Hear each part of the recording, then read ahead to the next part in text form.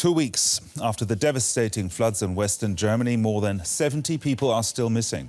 The official death toll stands at 181. More than half of the victims died in Germany's Ahr Valley, close to Belgium. These are the latest pictures from the town of Schuld.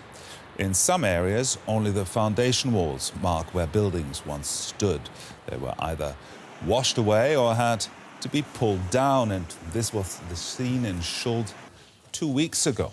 Experts say the region will need years to rebuild. Some households are still without power. Telecommunication and drinking water supplies are not yet back to normal everywhere either. Well, let's bring in our correspondent, Kate Brady, who is on the ground there in Ahrweiler. Kate, dozens are still missing. Is there any hope of finding anyone alive? Because there are still people still missing, and there are still hopes that they will indeed be found alive and well.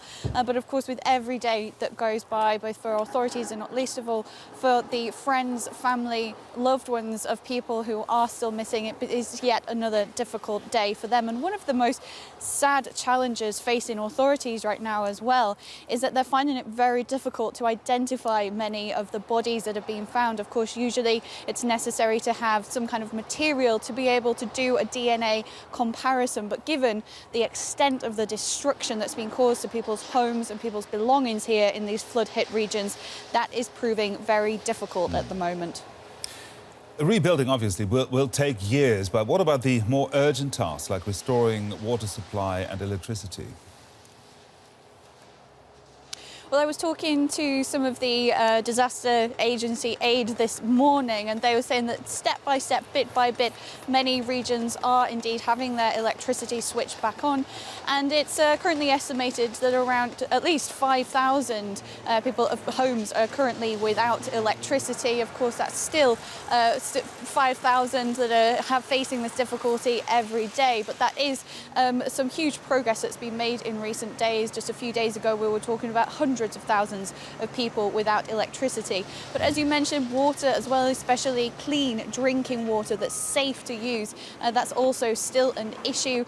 And here in Ahrweiler, for example, thousands of litres of clean water is currently being brought in by the disaster agency aid, THW, and also by the German Red Cross. Of course, in the meantime, some access to normal water, tap water, has been reinstalled, and that's been tested constantly, but in those cases the advice is, of course, that water should indeed be boiled before use.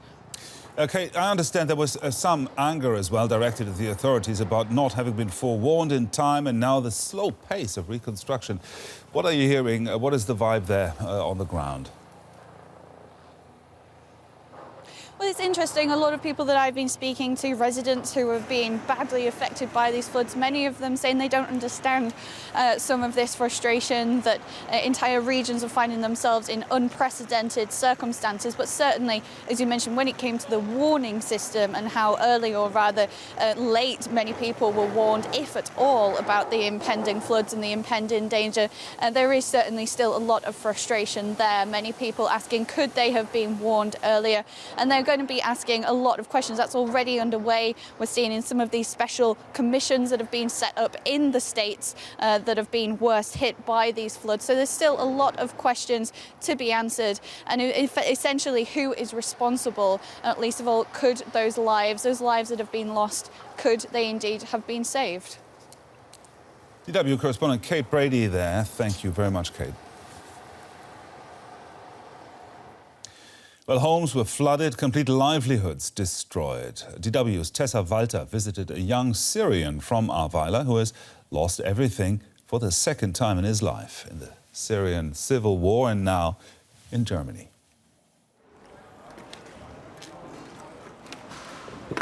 What was once his livelihood is now only muddy debris.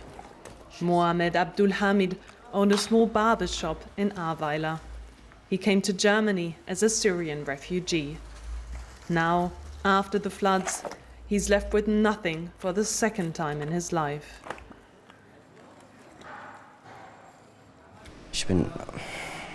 I've been living here in Germany for almost 6 years now. Back in Syria, I lost everything. My house, my store, everything I had. Everything I'd worked so hard for. And now I've lost it all again. From his balcony, the 32-year-old filmed the night of the flooding. Mohammed watched people drown.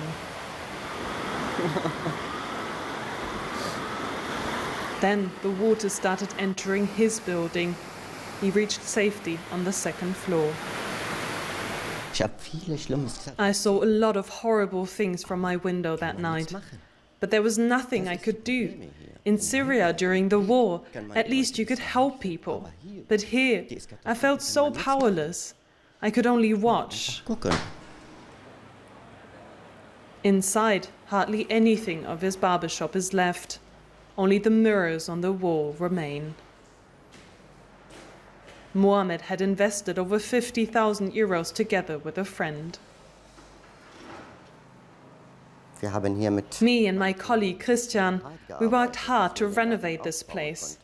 It was really beautiful. We put so much love into it, but now that love is gone.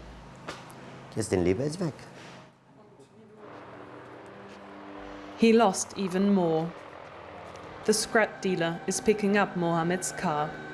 The water has destroyed it completely.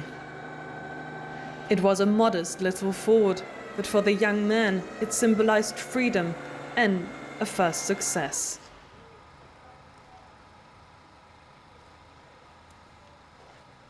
For now, he won't be able to afford a new one. Ganz schlimm. Very bad, very, very bad. Even though everything around him was destroyed, Mohammed doesn't want to give up. Ich habe immer Hoffnung. I never lose hope. You can't live without hope.